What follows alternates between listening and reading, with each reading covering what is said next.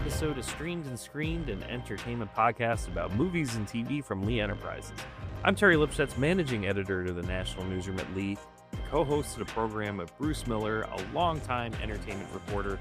So long time, you probably remember a day when you would just drive up to watch a movie and sit in your car and watch it on the screen, right? You know, drive-in I theaters. reviewed movies at a drive-in theater. Oh, boy. How's that for fun? Wow. I always thought it was good, though, because you could get real food. Yeah. Because in those days, sit-down theaters were basically popcorn and candy and soft drinks. That was it. Right. But they had like hot dogs and barbecues and, you know, nachos, all those things where it was the food. I think you went for the food and then you saw the movie. Right. But they never seemed to have just one movie. It was always two. Right. That was the concept, right? You would get, it was a double feature. The sun would go down. You would see one movie, which would be usually the first movie would be maybe a little bit more family oriented, right? You know, for the And kids. you fall asleep. Yep. And then they'd fall asleep. And then the second one would be, it might be a slasher movie. It might be a little R-rated. It might be a little bit romantic. You know, there might be some nudity or something going on. Nothing X-rated, but it was a little bit more for the adults, right? So, Right. but it's something of a bygone era, you know, with drive-ins, and they almost went extinct. You know, I remember I grew up in New Jersey. And well, there was one multiplex where I grew up in Sayreville, New Jersey, which my parents said, like, I just remembered it as a multiplex, right? And my parents were like, oh no, there was a drive-in here. We actually, you know, went to it one time. You were a baby and we saw some horror movie and you were just passed out in the back. But there was another one which existed until I don't know, late 80s, early 90s. It was so for the final season, they knew they were going to shut the thing down and they were going to tear it down and build a huge multiplex. And we decided, like, we need to go to experience a drive-in theater one more time. Okay. So we went for the double feature, and it was two first run movies for the time. Oh, wow. Okay. So we had, this is what we saw. We started with Bill and Ted's Bogus Journey, and we finished with Terminator 2 Judgment Day. Those were the two films we got in the drive-in. However, it was the worst experience of movie going ever. You know, we get there, we got our food, we got our popcorn, whatever, right? So Bogus Journey comes on, and they're kind of fiddling with the focus, right? So it's on the screen, and it's a little blurry, but then they kind of get it right, and then it's sort of fine.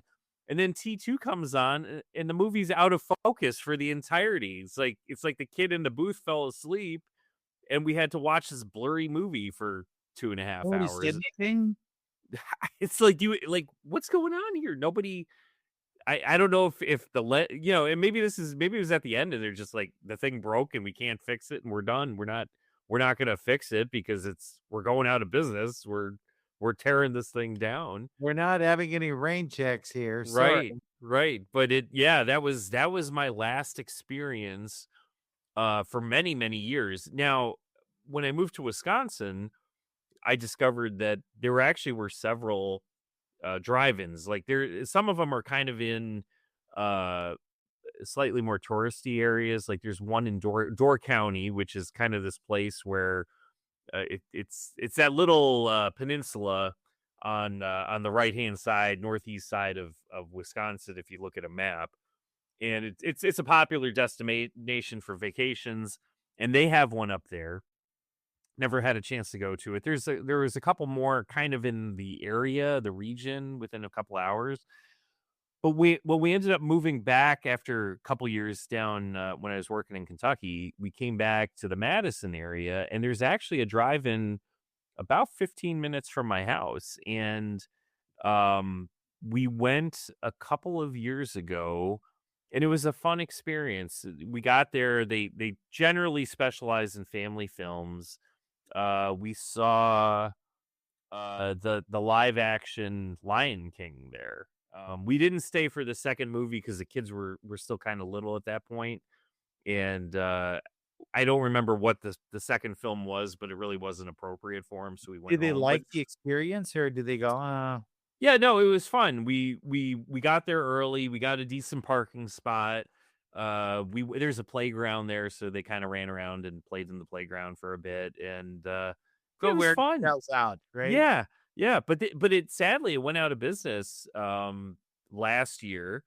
The owner was kind of hitting retirement age and just just couldn't maintain it anymore, wanted to move on.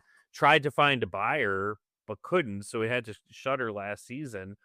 But over the like near the end of last year, found a new buyer. They kind of remodeled it a little bit, and it opened just a few weeks ago. So it's kind of exciting. They've been showing a different set of movies each week. They've been trying to do like a first run movie along with a classic. So a few weeks ago, I can't remember what the first movie was, but then they showed Back to the Future after it.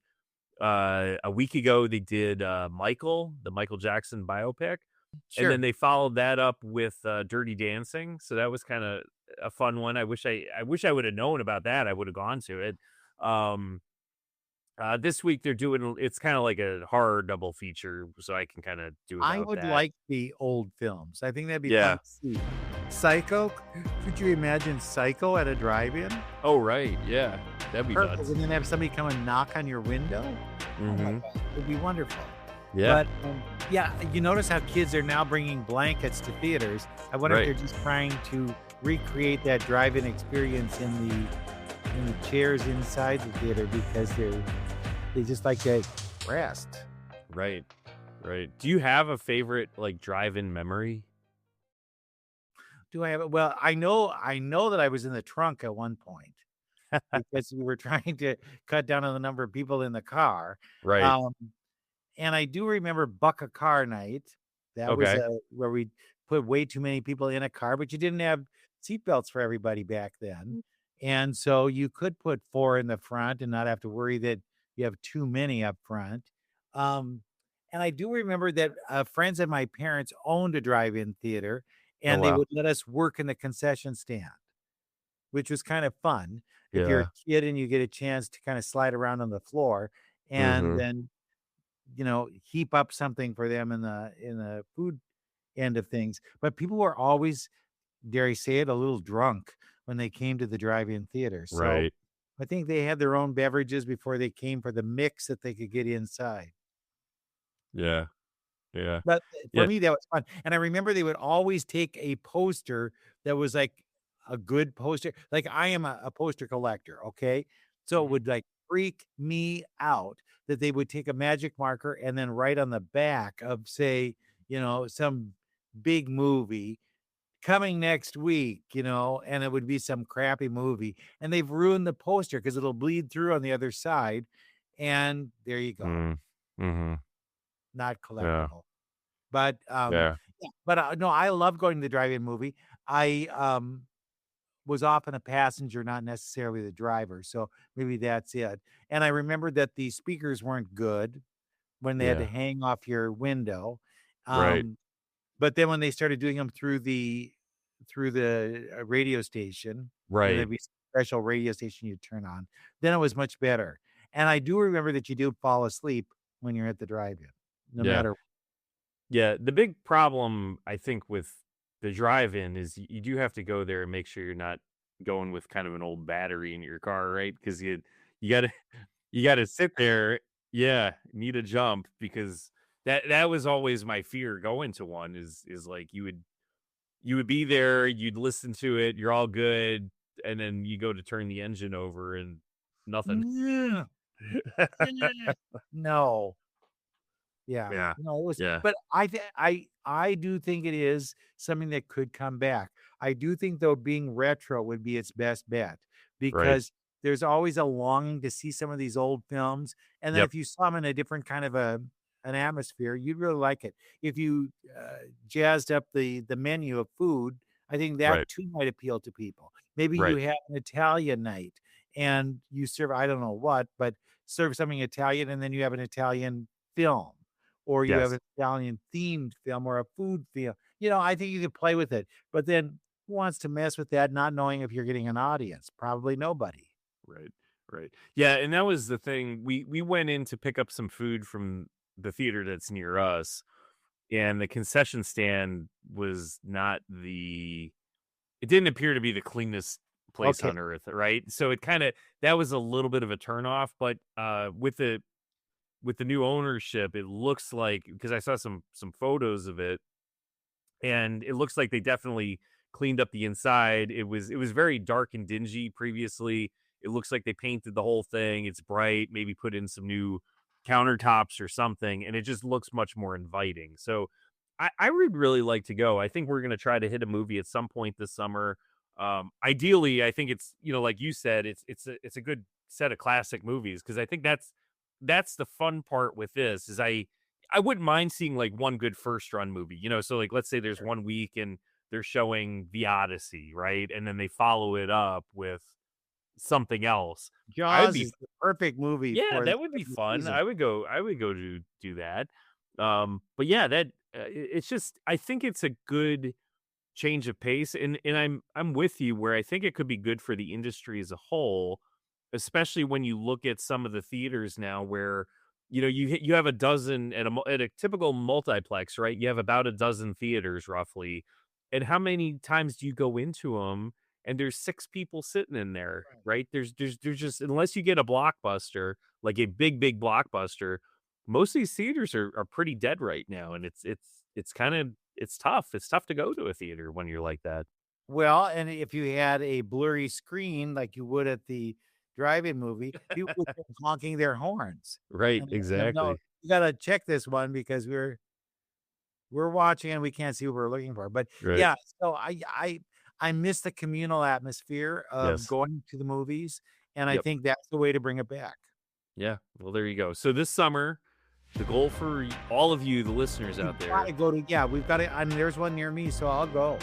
go, find one, track one down, make it, and even if you don't have one locally, if you need a road trip for the summer, a little mini vacation, go somewhere that has a drive-in theater somewhere to be found. It's a fun opportunity. And So bring a blanket. and bring a blanket.